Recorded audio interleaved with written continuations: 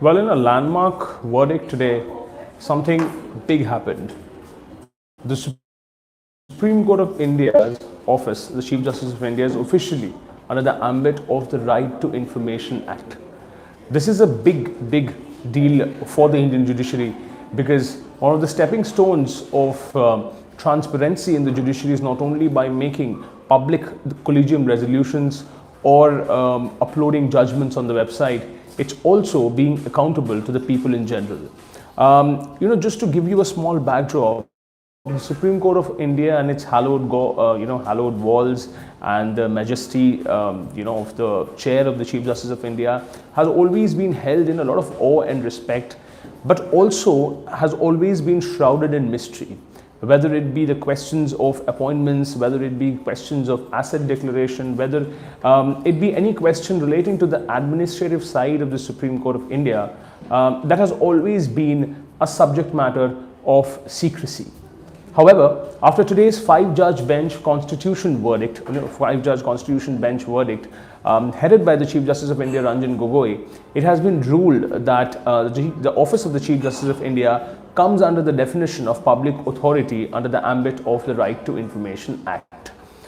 Today in this live, we will discuss how at all this verdict will help in making SC or the apex court of the country more transparent. Before we begin to analyze the contents of the verdict, it's pertinent for us to track down how this case actually reached the top court.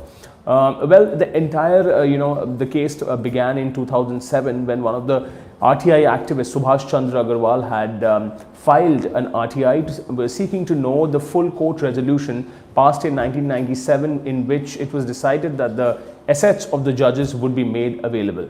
However, the RTI was denied, and the Chief Public Information Officer said that the office of the RTI does not apply. RTI does not apply to the office of the CJI, and hence this information would not be made available.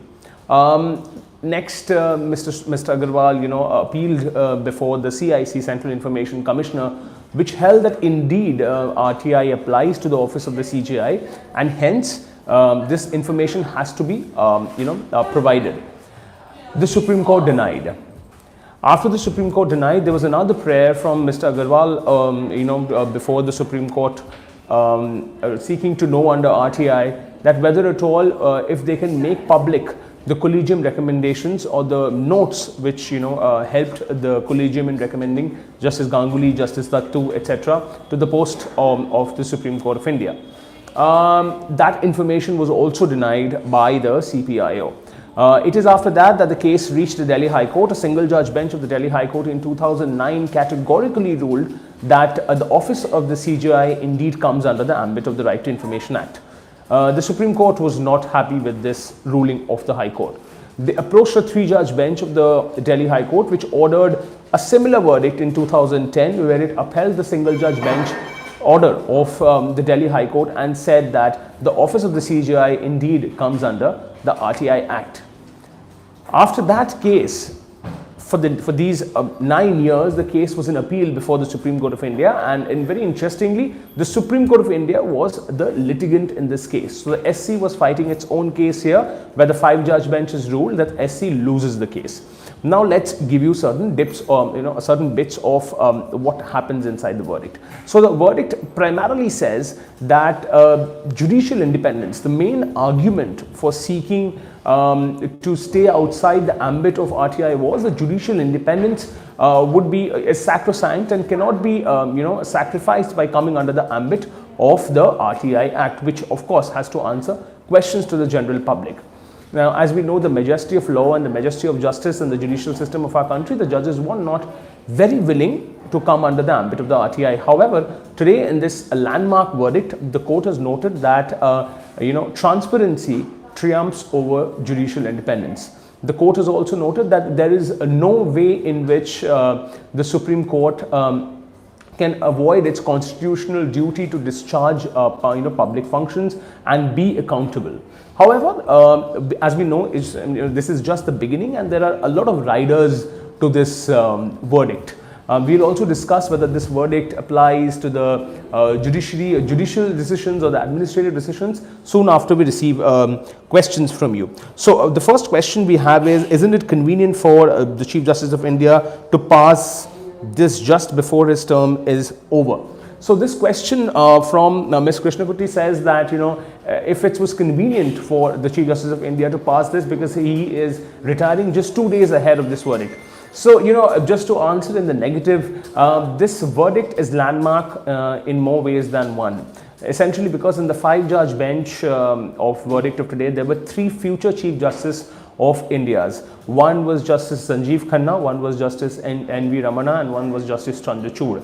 So all these 3 judges are in line to become the Chief Justices of India. Justice Ramana will succeed Justice S.A. Bobde after he takes over on November 18th.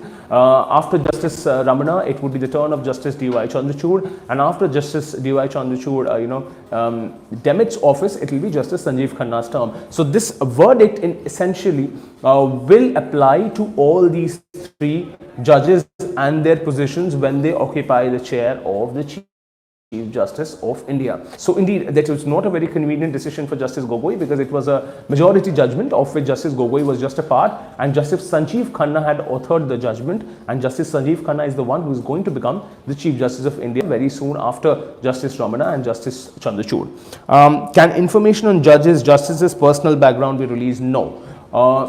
Judges' personal information, especially information related to sex, sexual preferences, gender, or certain other very personal details like spouse or his father, or some family details. These questions would be outside the purview of coming under the RTI Act, because let's remember one thing, that what the court has tried to do is to make the office of the Chief Justice of India more accountable. However, Justice Ramana has noted that certain restrictions will be there, and the restrictions are there of such acute and personal information of the judges. There is also a very important difference here. When we talk about restrictions, we also talk about right to privacy. So this question which I just answered about personal background of the judges, it also borders on the question of right to privacy. So the judges have time and again said in this particular verdict that right to privacy needs to be made, balanced with the factor of transparency, and one cannot trump another. So if any RTI reply seeks to violate or infringe upon the right to privacy of a judge or his office as the Chief Justice of India, that question in all likelihood would not be answered. There's a question, has this come about because the judiciary has been under a lot of scrutiny with high profile cases lately like Ayodhya, etc. Just to make one thing very clear, this verdict does not apply to judgments. We received a very pertinent question just a while ago on our Twitter handle that who authored the addendum to the Ayodhya judgment, because as we know, the Ayodhya judgment was a unanimous verdict. None of the judges have actually stated who authored the verdict. Like today, Justice Gogoi said that Justice Sanjeev Khanna is the one who is authoring this verdict. So in that parlance, anything which is the information not on record cannot be disclosed. Let's understand this particular thing, because when we talk about judgments, you cannot ask a judge what were the reasons behind arriving at this particular judgment, because that is not an information that is on record. That is his conscience, that is what he has studied for. So that information neither the CPIO can ask the Chief Justice of India to reveal. But if you ask the Chief Justice of India to reveal how many foreign trips he had in a year, or how much money he has spent from the Consolidated Fund of India for a year or for his personal expenses, or how much expenses has his spouse spent from the Consolidated Fund of India, that is one question which will come under the ambit of the RTI Act. Why wasn't this implemented earlier? So, why wasn't this implemented earlier is because, this case was there in the Supreme Court. The genesis of the case arose in 2007. Subsequent litigations, as I just explained, 2007 first appeal, 2009 upheld by the Delhi High Court single judge bench, 2010 upheld by the division bench of the Delhi High Court. Then it was an appeal in the Supreme Court, and we all know, unfortunately, cases in Supreme Court take a lot of time. That is why probably this cold storage storage part of another 8-9 years before the verdict was delivered. However, the silver lining is this: the hearing was over somewhere in April, May, and the verdict got delivered now. So the time period taken for wrapping up the hearing and delivering a constitutional verdict is perhaps very less than compared to other verdicts, which takes the time of the top court. We have a lot of questions coming in, I'm sure we'll have. So there is one question which asks me, why do you think Justice Gogoi did not author the judgment? Well, in majority judgments, it's not necessary for a judge to author a judgment. One of the judges can author the judgment. Out of that, the other judge can concur with his opinion. So in this case, Justice Gogoi, Justice Sanjeev Khanna, and I think Justice Deepak Gupta, if I'm remembering correctly, Justice Deepak Gupta wrote one verdict. However, Justice Ramana and Justice Chandrachud wrote separate verdicts, but concurring verdicts. So there were no dissent in this case. There were no point of disagreements in the case. Only that the judges gave their separate verdicts, and however, Justice Gogoi agreed with what Justice Sanjeev Khanna had to say, and hence the result was a concurring opinion. There's a question: if this is supposed to show that people in judicial capacity are not above the law, then explain last week's lawyer-police altercation. When we balance your question with this question of the CJI coming under the RTI office, unfortunately we don't find any similarity, because what happened last week between the lawyer and the police was a result of taking law and order into one's own hand, which is completely supposed to be condemned, and which can be taken up in the court, which is going on in the Delhi High Court as we speak, and I'm sure there will be a judicial solution to the same. But if you file an RTI, just coming back to the topic we were discussing, that if you file an RTI in the office of the CJI seeking to know what for suppose a year, what kind of letters of reprimanding other subordinate district judges the CJI has written, or how many cases have the CJI disposed of which have reprimanded the subordinate judiciary in not tackling a case efficiently. That is one reply you can get through the CJI's office now after this landmark verdict. But unfortunately, if you're saying that the lawyer police altercation was all about making the people in judicial capacity are not above the law, then drawing the parallel of these two scenarios is not correct, because there we were talking about lawyers and here we're talking about the office of the Chief Justice of India, and one is a medium through which you connect to the judiciary, and one is the judiciary itself. So when you're talking about the judiciary itself, and lawyers are a medium to connect to the judiciary, so there is a very thin line of difference between these two set of bodies that we have to achieve. Mr. Abhishek Deshmukh asks, can you please repeat the crux of the decision? What impact does it have? Mr. Deshmukh, I'm sure you have joined in a bit late, but I will be glad to walk you through. So today the Supreme Court of India has held that the CJI's office comes under the definition of public authority under the Right to Information Act 2005. So what essentially it means that the office of the Chief Justice of India, which was till now not accountable to the general public to answer questions, especially relating to the administrative side, now becomes answerable to the general public through the mode of RTI. So whether you have questions about how many judges they have appointed, or how much money they have spent on their foreign trips, how many flights they have taken in 1 year, or what were the total number of administrative decisions relating to the Supreme Court that they have signed on, all this information you can access from the Supreme Court Registrar's office addressed to the Chief Justice of India. And now the CPIO or the Supreme Court cannot refuse to share such information, saying that the CJI's office does not come under RTI. So now they are accountable not only through their verdicts, because as we all know that judges speak only through their judgments. So that is not going to be the norm anymore, because here the topmost position of the Supreme Court becomes answerable to you through the Right to Information Act. Will this curb nepotism, political advantages that play in judicial appointments? Well, here it is a very important question, because in this verdict it clearly notes, and unfortunately your question has to be answered in the negative. The verdict notes that Collegium resolutions and appointments, of course, there can be questions to it before the Chief Justice of India, but such requests will be judged on a case-to-case basis.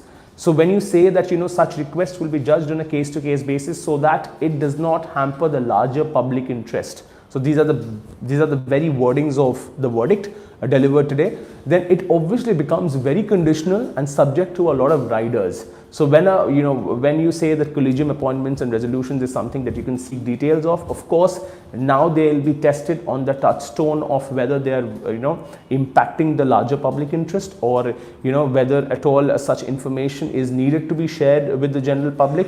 So if you counter all these riders, then most likely your question answer is in the negative, because there is a high probability that such questions won't be answered. However, we have hope now that the CJI has to answer it, because his office is under the ambit of the RTI Act. So before, the replies used to be just not answered. However, now there could be some reasons as to why they are not answering, or if at all you are lucky, you may get an answer too about such appointments if the CJI deems fit to share it with you when you file such an RTI.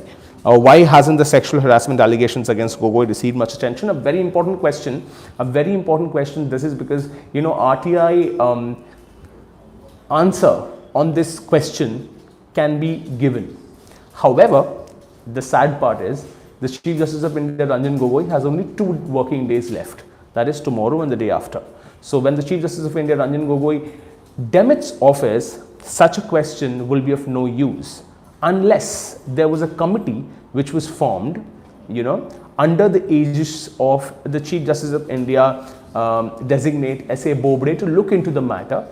So you realize what I'm saying. When Justice Bobde inquired into the allegations of Chief Justice of India, Ranjan Gogoi, he clearly stated that there was no facts to proceed on the case, and it can be dismissed.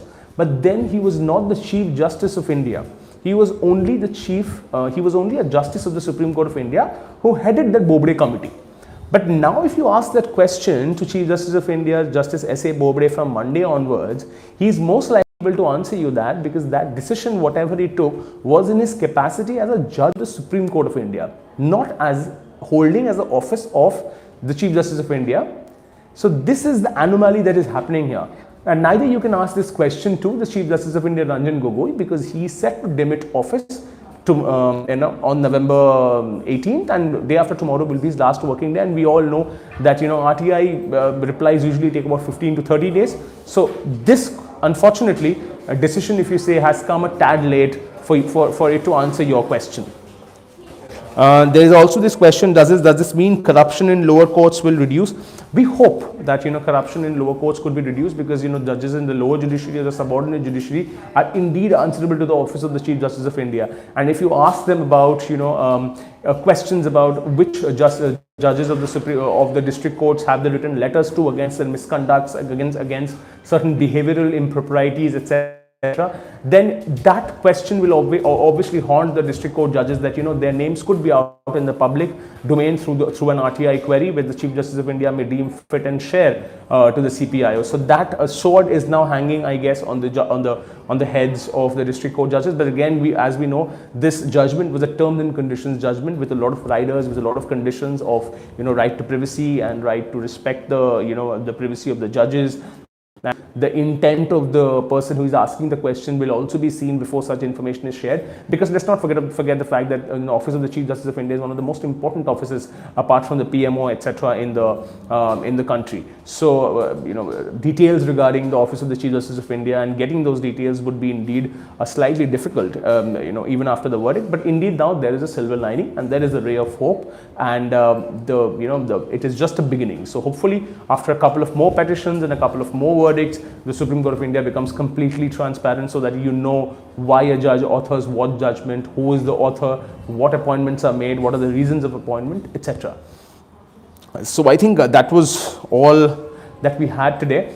Just a quick reminder to all our viewers here at the print who is watching us live, that tomorrow we have 2 very important verdicts coming up. One is the Sabrimala case, where the court will decide on the review petitions as to see that whether at all women entry in the temple of 10 to 50 years be allowed or be stopped. So that's going to be one landmark verdict from the Supreme Court of India today. And another would be the Rafale, the fiasco which happened in May this year, when the entire Congress was pinging on the Rafale case to take down the BJP government, but however that didn't happen. However, the Supreme Court had then reserved its order on the batch of petitions to see whether Rafale could be probed or not. So that review petition is also, that verdict will also be delivered by the Supreme Court tomorrow, and also in the Rahul Gandhi contempt case will also be answered tomorrow by the Supreme Court of India. So these will be the two last major verdicts by Chief Justice of India, Ranjan Gogoi, before he officially, has his last working day on Friday and has a small farewell party in the Supreme Court lawns. So we'll get you all the latest updates. So